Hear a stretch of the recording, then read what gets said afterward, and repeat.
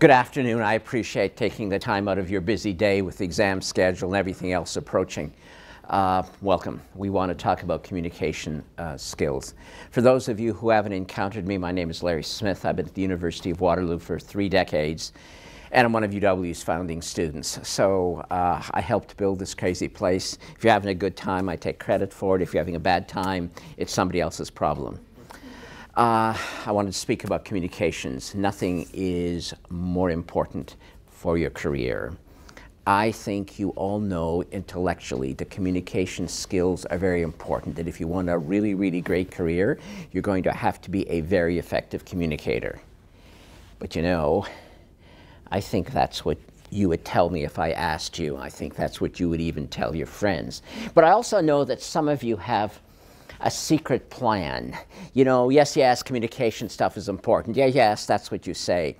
But you have a plan. It's the secret plan you don't tell me about. Now, I like the fact that you have a plan, right? It's good to have plans. It means you're a thoughtful person. The only problem is the plan is dumb.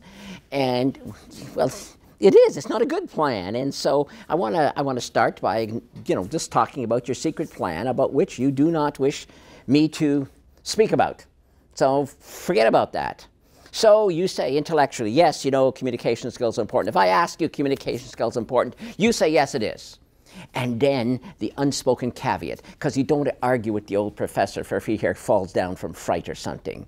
But your caveat is, well, yes, I know it'll make some, there's some incremental advantage of being a good communicator. But truth be told, at the end of the day, I got technical skills. I could get a job because I got technical skills. Now, if I can add a little communications to it, that'll, push my career ahead. But I got communication skills. No, that's not what you're thinking. You're thinking I got technical skills, and maybe I'll add a little communication as the icing on the cake. But we still got a cake. And then, of course, others of you, okay, I'm not sure you have technical skills, but you have another fallback position. Yes, you do. Don't you look? You're all looking at me like, with your poker faces. Yes, there's another fallback position. So some of you are going to rely on your technical skills to get good jobs. Some of you know you can get good jobs with technical skills. Others of you who don't really, see yourself as techies, but you see yourself as relationship managers. You're good at relationships, and you've already been told and have probably observed that people who are good at managing relationships also often can have excellent starts to their careers. So good relationship skills, okay, that will help your career. Good technical skills, that'll help your career. And then if we just add a little, a little better communication skill, we'll just push ourselves ahead a little faster. Ladies and gentlemen, don't you look at me like that thought hasn't entered your mind. Yes, we know it has. It's entered your mind. And now I'm thinking, what shall I tell them next? Shall I tell them why that plan is so seriously dumb?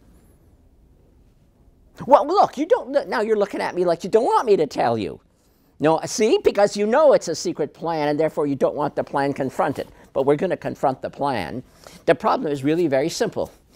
Your technical skill, it'll get you a job. You're good at relationships, you'll get a job. You've accounting technical skills, you'll get a job. Yes, you can get a job. You can get a job with minimal communication skills.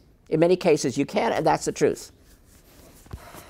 So that part of the plan is semi-okay. The problem is that, so now you're hired. Now what? Now what, ladies and gentlemen?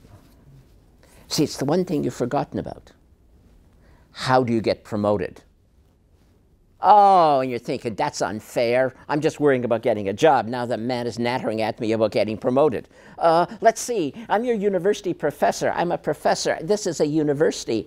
For how long am I trying to prepare you the next half century in which you're going to work, right?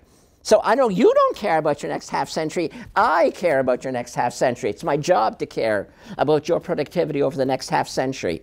The taxpayer's paying me, and you're paying a small amount of tuition as well, to just get you out of this place? No, to prep you for the next half century. That is how long you're going to work, by the way. Freedom 55, please. So you're going to work for half a century. It's my job to think about making you thrive during that half century. And I think you should think about it too, don't you think? So, scary thought of your tender years to think about what you need to do for the next half century. And for the next half century, communication skills are essential, indispensable to career success.